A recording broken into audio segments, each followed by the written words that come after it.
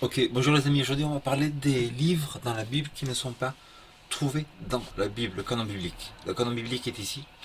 Nous avons 66 livres ici, à peu près 40 dans l'Ancien Testament, 27 dans le Nouveau Testament. Mais par contre, il y a des livres qui ne sont pas trouvés. Donc la question c'est celle-ci, est-ce que ces livres sont des livres bibliques ou pas? Est-ce que Dieu a choisi de ne pas les inclure? Bien sûr, parce que c'est lui qui a choisi de mettre toutes les Bibles qui se trouvent dans la Bible. Comment se fait-il donc que ces livres ne sont pas dans la Bible?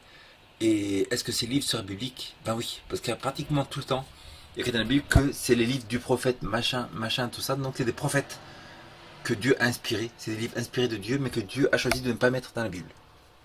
Disons que si on retrouve un de ces livres, est-ce que ce livre serait biblique? Il serait totalement biblique, 100%. On peut commencer par Exode 24, 7. Exode 24, 7. Et nous voyons dans Exode chapitre 24, verset 7. Il est écrit 7. Il prit le livre de l'Alliance, le lut au peuple, et ils dirent, nous exécuterons tout ce que l'Éternel a dit, et nous obéirons. Il prit le livre de l'Alliance. Donc le livre de l'Alliance, est-ce que c'est un livre qui n'est pas extra-biblique? Il y a des personnes qui disent que le livre de l'Alliance n'est pas un livre biblique. Le livre de l'Alliance, c'est possiblement la Torah. C'est possiblement Lévitique, n'est-ce pas? Donc c'est possiblement un livre qui n'est pas dans la Bible, mais qui est biblique. Nombre 21, 14. Nombre, on est Deutéronome. Nombre 21, 14. Et nous lisons 21, 14. C'est pourquoi il est dit dans le livre des guerres de l'Éternel, Wahé en Sophita et les torrents d'Arnon. Il est dit dans le livre des guerres de l'Éternel. Où se trouve le livre des guerres de l'Éternel dans Nombre 21?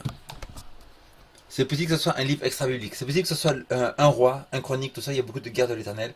C'est possible que ce soit un livre qui ne se trouve pas, dans le canon biblique, mais qui est biblique quand même. On a dans Josué 10, 13. Josué chapitre 10, verset 13, et nous avons et le soleil se tint immobile, la lune s'arrêta. C'est pas 10, 13. Josué 10, 13. Ah oui. Ainsi je suis par l'Éternel, le jour où l'Éternel livra les Amoréens aux Israélites, il dit en présence d'Israël, soleil, tiens-toi immobile sur Gabaon, et toi, lune, sur la vallée d'Ascalon. Et le soleil se tint immobile sur la lune s'arrêta jusqu'à que la nation eût tiré vengeance de ses ennemis. Cela est écrit dans le livre du juste. Le livre du juste. Et si vous regardez ici, écrit dans le livre de Jacher. In the book of Jacher. Où se trouve le livre de Jacher dans la Bible? On est à Josué 10, 13. Le book de Jacher, il se trouve nulle part. Pourtant, c'est un des prophètes de la Bible. Donc, c'est-à-dire que si on retrouvait ce livre, il serait totalement biblique, comme les autres livres des prophètes qui ne sont pas dans la Bible. On a 2 Samuel 1, 18. 2 Samuel, chapitre 1, verset 18. Nous voyons, il est dit en français, 2 Samuel 1, 18. Il ordonna de l'enseigner aux fils de Juda, c'est le chant de Ahor, il est écrit dans le livre du juste. Le livre du juste, et de nouveau on a ici 1 Samuel 18, The Book of Jasher, le livre de Jacher, sûrement un prophète. Et le livre de Jacher ne se trouve pas dans le canon biblique. Donc Dieu a choisi de ne pas le mettre, ça ne veut pas dire qu'il n'est pas un prophète de Dieu, car les prophètes de Dieu ont parlé à la place de Dieu. 1 Samuel 10, 25. Donc 1 Samuel 10, 25, je cherche dans la Bible française. Et on y trouve 1 Samuel 10, 25. Samuel formula pour le peuple le droit de la royauté. Il écrivit dans le livre qu'il déposa devant l'Éternel. Puis Samuel renvoya tout le peuple, chacun chez soi. 10, 25 est écrit in a book. Donc, ça veut dire le livre des statuts qui ne sont pas dans la Bible. 1 Chronique 29, 29, il y a écrit voici les actes de David le roi, les premiers et les derniers. Voici ils sont écrits dans le livre de Samuel le prophète. Samuel le prophète. Et dans le livre de Nathan le prophète. Où se trouve le livre de Nathan et de Samuel le prophète? Samuel on l'a dans la Bible, Nathan on n'a pas. Il est écrit dans le livre de Gad le prophète.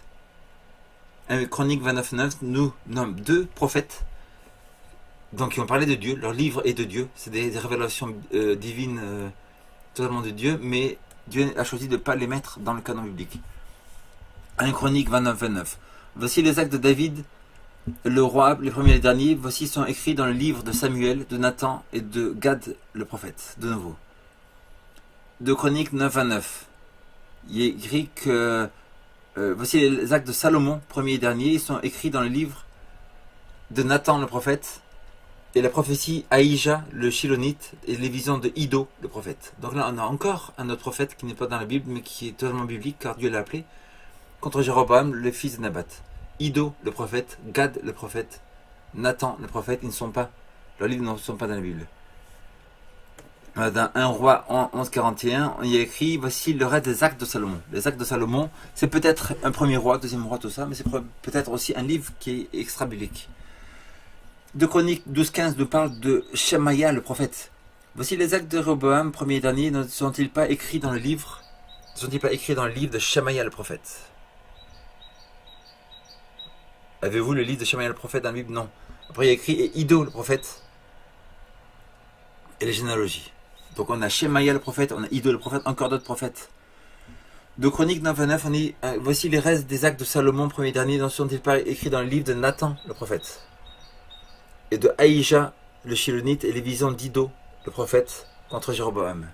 Donc on a plein Ido, on a 2 Chroniques 13-22 pour Ido le prophète 2 Chroniques 9-29, les généalogies d'Ido, donc les actes de Jéroboam, et c'est les généalogies. Voici de Ido le prophète par rapport aux généalogies, donc on n'a pas ce livre.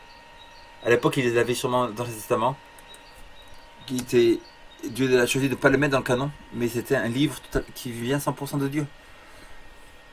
Ici, il est écrit 2 Chroniques 20-34. Voici le reste des actes de Jéhoshaphat, les premiers et les derniers. Voici, ils sont écrits dans le livre de Jéhu, le fils de Hanani, qui est mentionné dans le livre des rois d'Israël.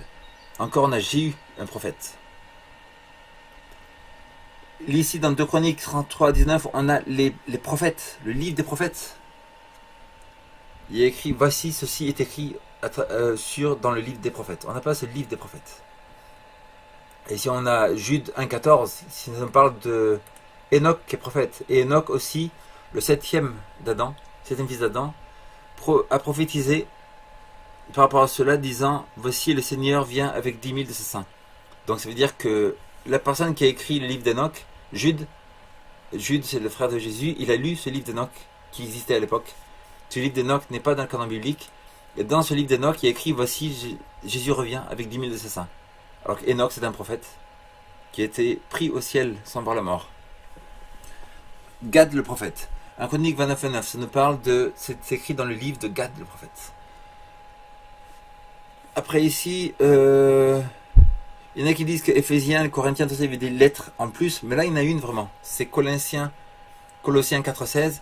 Et quand cette épître sera lue au milieu de vous, causez ceux qui les lisent dans l'église de l'Odyssée, et que vous aussi vous lisiez la lettre de l'Odyssée, qui vient de l'Odyssée. Donc Paul y a écrit d'autres lettres, comme la lettre de l'Odyssée, qui ne se trouve pas dans le canon du Nouveau Testament. Est-ce que cette lettre est biblique? Elle est totalement biblique, mais Dieu a choisi de ne pas la mettre dans ce canon biblique, c'est la lettre de l'Odyssée. Matthieu 2, 23. Et quand il est venu, il habita dans une ville appelée Nazareth. Ainsi que soit accompli ce qui a été écrit par les prophètes. Par les prophètes, il sera appelé un Nazaréen. Où est-ce qu'il est écrit dans l'Ancien Testament que Jésus sera un Nazaréen? J'étais en train de chercher là, donc je n'ai pas fait une recherche exhaustive. Dans plusieurs trucs, Nazaréen, machin, tout ça. Il y a, même ici, dans le Bible Gateway, je mets Nazareth comme ça, King James, boum, je cherche. En fait, ça marche pas là, parce qu'il n'y a plus d'internet. Et le mot Nazareth n'apparaît pas dans l'Ancien Testament. Donc il faut que je cherche dans la Bible en anglais. Et donc apparemment c'est Nazaréen qu'il sera appelé un Nazaréen. Matthieu 2, 23, c'est dans les livres des prophètes qui ne sont pas dans le canon biblique mais qui sont prophètes de Dieu. 2 Chroniques 26, 22, ça nous parle. Et voici le reste des actes d'Uzia, les premiers et les derniers, que Ésaïe a prophétisé, le fils d'Amoz. Donc les actes d'Uzia. Les actes d'Uzia, on a aussi dans Ésaïe, c'est ça. Les annales du roi David, 1 Chronique 27, 24, on ne les a pas dans la Bible aussi. Les annales du roi David, etc. etc. Jérémie, ça parle... ok, et Ilkija... Donc voilà. Donc ce que je voulais dire aussi, c'est que donc si tous ces livres, il y a beaucoup de livres qui ne sont pas dans la Bible, qui sont 100% bibliques. Ça veut dire que, comme Apocalypse 12:17 nous dit que la vraie église de Dieu, elle gardera les 10 commandements, elle aura un vrai prophète, car le témoignage de Jésus est l'esprit des prophéties. Ça veut dire qu'un prophète, après le canon biblique, arrivera avec ses livres qui sont aussi bibliques que tous ces prophètes aussi.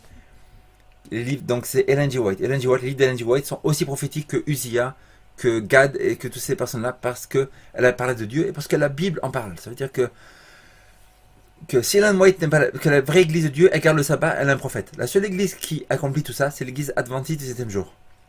Ça veut dire que si les livres d'Ellen White, ça veut dire que si Ellen White n'est pas de Dieu, ça veut dire que la Bible peut être jetée. Pourquoi? Parce que la Bible dit qu'il y aura un prophète à la fin des temps qui est une église qui gardera les 10 commandements et qui aura un vrai prophète dans l'église. Ça veut dire que ces livres sont comme les livres de Gad, Uzziah, comme les livres de Ido, le prophète, tout ça, c'est des livres extra-bibliques que Dieu n'a pas choisi de mettre dans le canon biblique, mais qui sont aussi bibliques pratiquement que la Bible. Voilà, que Dieu vous bénisse. Père Céleste, je prie qu'il te bénisse les personnes qui écoutent, que tu les prospères et qui puissent avoir tout ce dont ils ont besoin, qu'ils puissent arriver à toute la vérité. Au nom de Jésus. Amen.